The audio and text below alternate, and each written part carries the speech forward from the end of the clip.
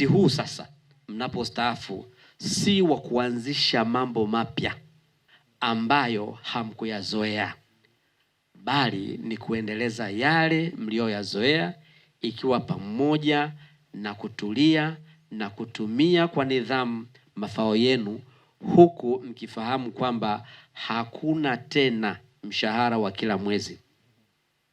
Ni matumaini yangu kwamba kupitia majukwaa mbalimbali na kupitia watu wengine waliotangulia kustaafu, mmejifunza na mmeelewa vizuri mbinu na namna ya kuishi kama wastaafu. Kwa maofisa na askari wa magereza mnao waaga wenzenu leo hii, mnatakiwa kutambua kwamba na ninyi siku moja mtastaafu kama walivyostaafu wenzetu leo hii. Hivyo mnatakiwa kujiandaa, kwani kila mtumishi wa serikali ni mstaafu mtarajiwa. Maandalizi mnayotakiwa kuyafanya ni pamoja na kuwasomesha watoto ili kuandaa kwa maisha yao ya baadaye, kuandaa makazi baada ya kustaafu.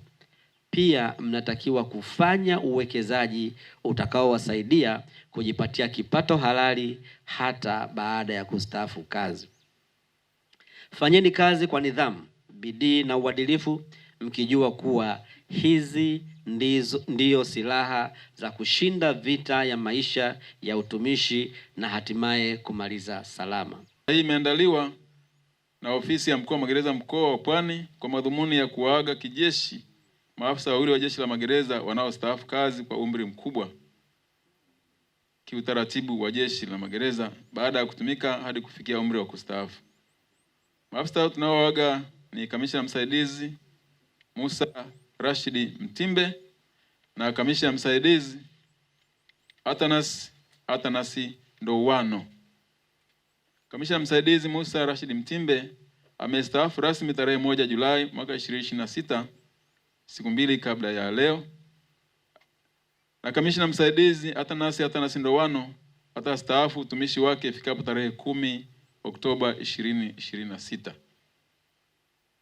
Mheshimiwa mgeni rasmi, chukua nafasi hii kipekee kuwapongeza maafisa wanaostaafu ACP Musa Rashidi Mtimbe na ACP Atanasi Ndowano kwa kulitumikia jeshi la magereza kwa nidhamu hadi kufikia kustaafu na kuagwa kwa heshima kama hivi. Nafahamu fika kwamba wao kama watumishi wamepitia mengi katika utumishi wao, lakini lilo kubwa sasa ni kumshukuru Mungu kuhitimisha salama utumishi wao. Basi kwa niaba ya Kamishna Jenerali, maafisa, askari na watumishi wasio askari wote ofisi ya mkuu wa magereza mkoa wa Pwani, nachukua fursa hii kuwatakia maisha mema na marefu baada ya kustaafu kwao. Kuhusiana na andiko au tamko ulilolitoa Mheshimiwa mgeni rasmi, nakiri kabisa imekuwa kwangu na mwenzangu kama mstaafu. Tutachukua hiyo hotuba na kuipitia moja kwa moja tukirejea nini tumeelekezwa, na kimsingi tunaahidi kwamba tulijua kabisa kwamba tunaanza kazi, tutastaafu kazi na mpaka mwaka tuliojua. Sasa mambo mengine msije mkatuchoka, kwa sababu wote tunaelewa maisha yapoje.